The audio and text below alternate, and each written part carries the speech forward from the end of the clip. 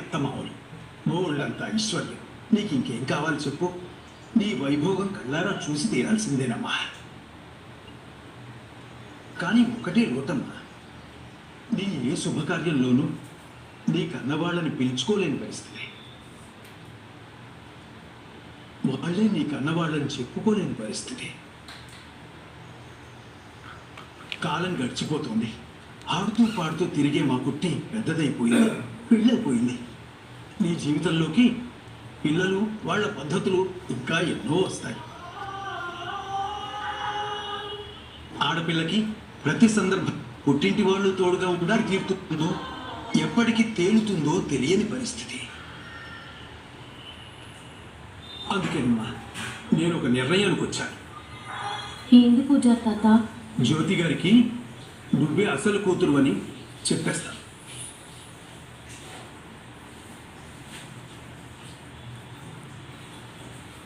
ఈ ముచ్చట ఎవరైనా విన్నారంటే ఇంత పెద్ద లోలైతుందో ఇరికేనా? అది కాదమ్మా, నా మాట విను. నువ్వే నా మాట విను. శివయ్య ఇంకా ఆజ్ఞ ఇయ్యలే. నువ్వు తొందరపడితే అమ్మకే ప్రమాదం. ఇప్పుడే రెండు కుటుంబాలు కలిశాయి, అందరూ ఖుషిగా ఉన్నారు.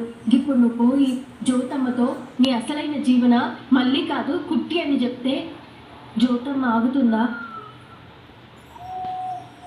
జ్యోతమ్మకి జీవన్ అంటే ప్రాణం.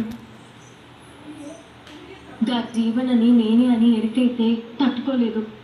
గప్పుడు జీవనగా ఉంటున్నా మళ్ళీ పరిస్థితి ఏంది అంటే మళ్ళీ కోసం నువ్వు అమ్మా నాన్నను వదులుకుంటావా?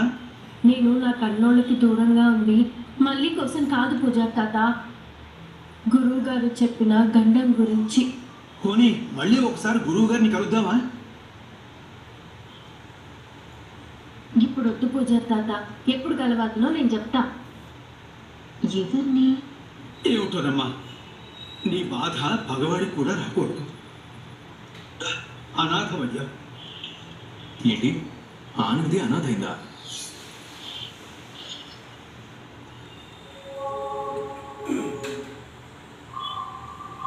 తనెందుకు అనాథ అవుతుంది? అంతా విన్నారా? లేదు, వినుండరు. ఏం లేదు ఆదిత్య గారు, నా గురించి పూజా తాతకి చిన్నప్పటి సంది ఎరికే కదా, అకే ఏదో మాట వచ్చి అట్లా అన్నారు. మీరు దేని గురించి అలా అన్నారో నాకు తెలియదు, కానీ ఆనంది ఎప్పటికీ అనాథ కాదు పూజారి గారు.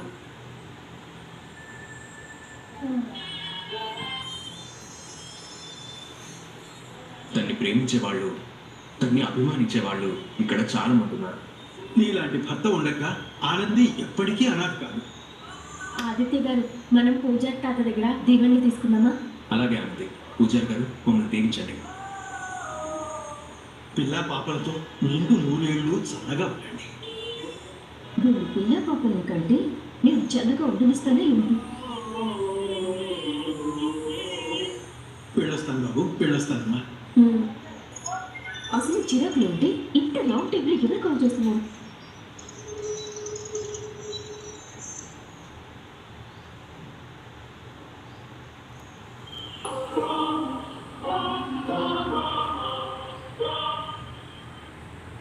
ఇవేవో అగ్రిమెంట్ పేపర్స్ లా ఉన్నాయే.